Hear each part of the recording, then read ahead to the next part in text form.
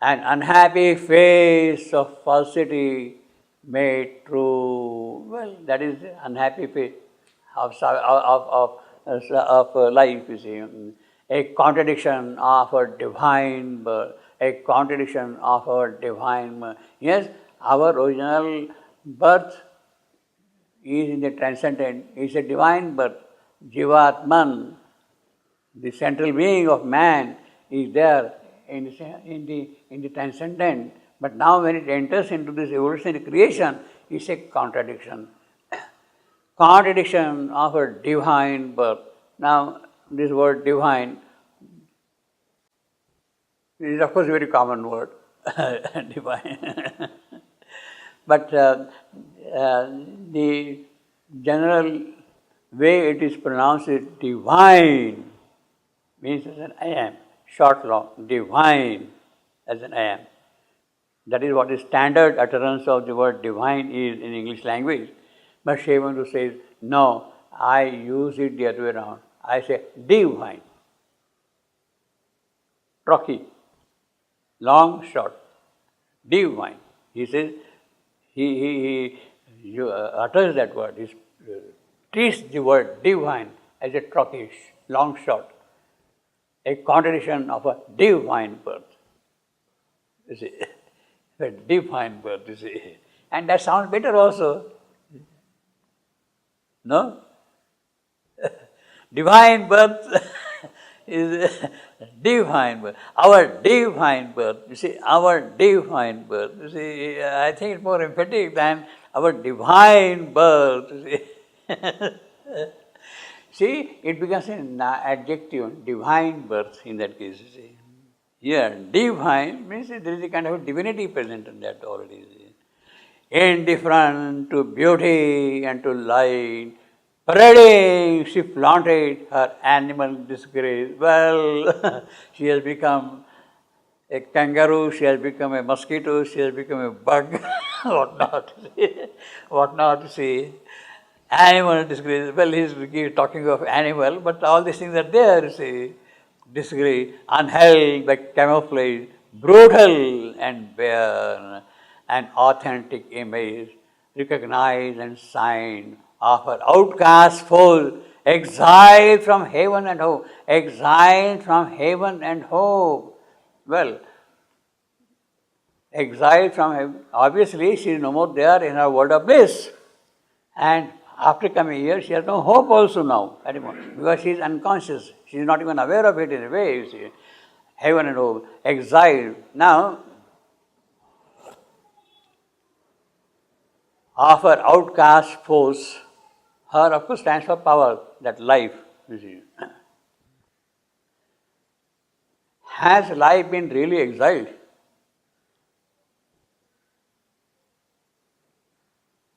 From her world of bliss, has life been really exiled? But it was life's choice. The gods of the material objects here, they prayed to life, and life responded, yes, I will come. Yes, I will come. And she enters into matter, into material objects. So it was her choice. She is not really exiled. It is her own doing that she has become so, you see, her choice.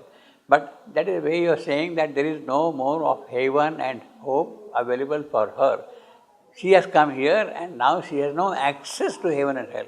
So in that sense, she is exiled from heaven and hope. Otherwise, her entry into matter is her choosing, her decision to plunge into matter. You see. Of her outcast was exiled to heaven and hope, fallen, glorying in the violence of her state, the grooved strength, the grovel of her strength, once half divine, half divine, the graceless squalor of her beast desire, yeah, like a pig living in mud, like a rat or a rabbit living in a hole, like a serpent in the mud. the staring visage of her ignorance, the staring visage of her ignorance. So she is looking at that thing, the naked body of her poverty. What a terrible picture of this life, you see. Life is because she is exiled from paradise, exiled from hope. No, the naked body of her poverty. This is straightforward. The naked body of her poverty.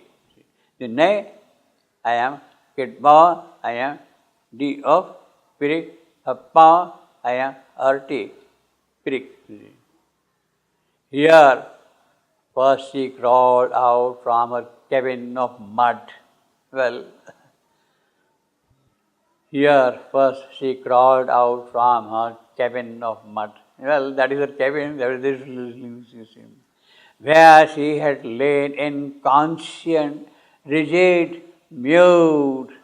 In that cabin, she was living inconscient, rigid, fixed, mute, unconscious. Its narrowness, see, Ashwapati is tracing the entire course of life. This is the beginning. I mean, the evolution of life, now he is tracing, you see. Now, of course, as I told you last time, when Ashwapati is tracing the entire course of life and coming up to this point, where he can really look up at the supramental star, life has come up to that point, you see. He is tracing the entire course of this evolution. Now, life or evolution has taken eons and eons and eons to come to this point. But Ashwapati is quickly gaining that knowledge as if in no time, you see. As if in no time, he is tracing the entire course of life. And as I told you, how does he get that knowledge? How does he get that knowledge at all? In no time, like that. Life has gone through the entire course, through eons and eons of years like that. And now Ashwapati is getting that knowledge of the phases of life in no time practically. How does it happen? And as I told you, it is by doing samyama on evolution that you know the truth of evolution. You don't run through the time like that. It is passing from one phase of time into another. You dig a hole in one, that's what the astronomy says, dig a hole and then appear in reverse time elsewhere in no time practically, you see. It's something like that, you see, in a way of speaking. Very crude metaphorical way of speaking. By identification, by his samyama with the process of evolution, Kundalini, the force, the serpent force, the evolving force, by identification, he knows the entire history of evolution in no time practically, entire history. And that is what he has put in the record of yoga. You see, the record of yoga is given the entire history of evolution. And many of these Puranas, they really tell how life has progressed, how evolution has progressed. In fact, in that context, here first she crawled out from her cabin of mud. Well, we can understand life's beginning. Plankton, you see, that is how they started, flushing on the seashores, you see, plankton, you see. They start, you have seen many times, many glows on the surface of the sea in the evening, you see, like that, plankton. Millions and millions of them are there, and from that life has begun. That is the beginning, the biological beginning of life here, as we understand that. So in that sense, it is a cabin of mud, you see. But there is a little difficulty also. If you go entirely by the Puranic description of the avatars, the first avatar is a fish, Matsya.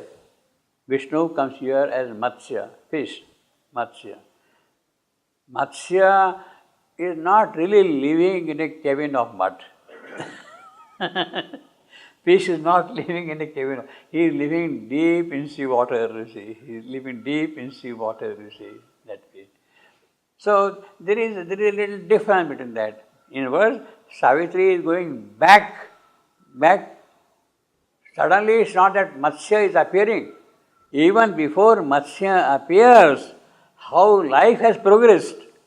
Vishnu has come as a Matsya avatar, fish avatar, but before that things happened, how things have progressed, it is that what Savitri is telling us here. Shivandu's epic Savitri is telling us here, that it really, plankton, you see, as I said, I mean, that is how life began, you see, from that, you see. So it goes back to the way Matsya might have appeared in the beginning.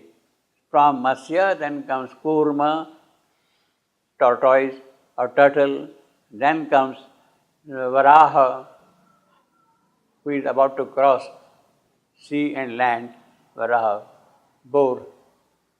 So you have got first Matsya, then Kurma, then you got Varaha, then you have got Narasimha, half lion, half man. That is the story of lion. That is the fourth avatar. Then comes Vamana, then comes other avatars, you see. So this is the early evolution of life. So these are broad stages which are described in the Puranic story. But how the Matsya avatar, was there any preparation necessary for the Matsya avatar to appear? And that is what we have here. Her cabin of mud, she started with that plankton, see, where she had lain inconscient. That is the cabin of mud. Cabin of mud is inconscience. She started with inconscience. Rigid, mute, that is the inconscience. It is really rigid, it is mute, you see. Its narrowness and torpor held her still, although she has come to this point. A darkness clung to her, uneffaced by light. You see, I mean, even light cannot remove the darkness from her face. Even if the great light should come here, it cannot go away completely from her face. A darkness clung to her. Life has entered into matter, she has entered into the cabin of mud, and if a light wants to come and bring illumination to her, it cannot do anything, you see, because some preparation is required. There, near, no touch redeeming from above, uneffaced by light. Even the high light, you say L capital, the highest light also is helpless here, because they are near no touch, redeeming from above. You are helpless. Things have to go on. Things have to go. In a world, even if the highest light wants to come and enter into that place, it is helpless. It cannot work. Well, it means that life is abandoned and life has to find out her own way and bring up something. So I will say that is a great work which life is doing. She is not getting any help at all from heaven. They are near, no touch redeeming from above. The upward look was alien to her side, because she is in the mud. She cannot even look at it. Forgotten the fearless godhead of her walk. Forgotten the fearless godhead of her walk. She who was vivacious, vibrant, dynamic, moving everywhere in the world of glory, of life, she has completely forgotten wherefrom she has come. Life has come from here. In the cosmic world, she was happy, she was living the world of bliss, full glory, but she has forgotten now here, because now she is trapped, confined, caught in inconscience. So you can imagine the hold of inconscience. The hold of inconscience on life has. The upward look was alien to sight, forgotten the fearless godhead of her warm. Renounced was the glory and felicity. Obviously, the joy is not there, light is not there. The adventure, the dangerous world, fields of time, the adventure in the dangerous fields of time, the adventure in the dangerous fields of time. Well, she has to work out her own things out now further. Fields of time, dangerous, obviously. Why dangerous? Because always at every moment of time there will be challenge from below, from inconscience. The way life has entered into matter, and she was stunned by the presence of death. She will be challenged constantly. Dangerous fields of time, hardly she availed, wallowing to bear and live. Well, she is wallowing like an insect